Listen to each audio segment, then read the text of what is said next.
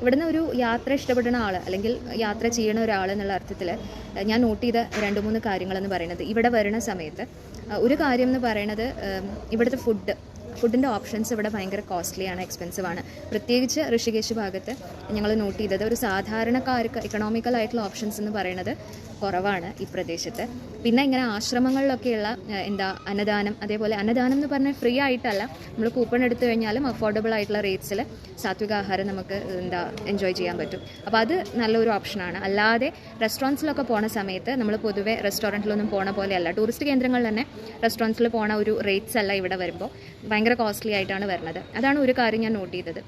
രണ്ടാമത്തെ കാര്യം, ഋഷികേശിൽ ഞങ്ങൾക്ക് അധികവും നടന്ന് കാണാനുള്ള അട്രാക്ഷൻസാണ് വന്നത്. കാരണം എല്ലാം ഏകദേശം 1 കിലോമീറ്റർ ദൂരത്തായത് കാരണം നമ്മൾ ബൈ വാക്ക് തന്നെ നമുക്ക് എളുപ്പത്തിൽ നമുക്ക് പോകാൻ പറ്റുന്നതാണ്.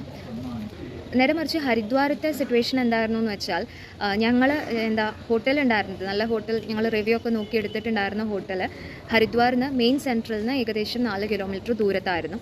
സ്റ്റേഷനും അത് ഏകദേശം ഒരു 5-6 കിലോമീറ്റർ ദൂരത്തായിരുന്നു.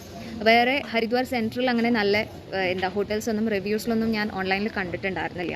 അപ്പോൾ അത് കാരണം തന്നെ ഞങ്ങൾക്ക് ലോക്കൽ ട്രാൻസ്പോർട്ടിന് അവിടെ കുറച്ച് ബുദ്ധിമുട്ടായിരുന്നു. നമ്മളിപ്പോൾ ഏത് ലൊക്കേഷനിൽ പോകണം എന്നുണ്ടെങ്കിലും നമ്മൾ ഏതെങ്കിലും ഒരു ക്യാബ് സർവീസോ ഓട്ടോ സർവീസോ ഒന്നും അവെയിൽ ചെയ്യാതെ നമുക്ക് പോകാൻ പറ്റില്ല. പിന്നെ അങ്ങനെ നമ്മൾ എടുത്തു കഴിഞ്ഞാൽ തന്നെ അവിടുത്തെ റോഡൊക്കെ ഹൈവേ ആണെങ്കിൽ പോലും ഭയങ്കര ബംപി ആയിട്ടുള്ള റോഡ്സാണ്. നമ്മൾ പോണ സമയത്തൊക്കെ നല്ലോണം കുലുങ്ങിയിട്ട് തന്നെയാണ് നമ്മൾ ആ ലൊക്കേഷനിലേക്ക് എത്തുമ്പോഴേക്കും തന്നെ നമ്മളൊരു വകയാവും. അപ്പോൾ ആ ഒരു സിറ്റുവേഷൻ ഉണ്ടായിട്ടുണ്ടായിരുന്നു. അപ്പോൾ ലോക്കൽ ട്രാൻസ്പോർട്ടിൻ്റെ ഒരു ഇഷ്യൂ ഞങ്ങൾക്ക് ഹരിദ്വാറിൽ നേരിട്ടിട്ടുണ്ടായിരുന്നു. അപ്പോൾ അത് ഇനി നിങ്ങൾ ആരെങ്കിലും പോകുന്നുണ്ടെന്നുണ്ടെങ്കിൽ എൻ്റെ ഒരു സജഷൻ എന്ന് പറയുന്നത് ഹർക്കി പോരി എന്ന് പറയുന്ന സ്ഥലം, അവിടെയാണ് ഈ ഗംഗാരത്തി ഉണ്ടാവുക.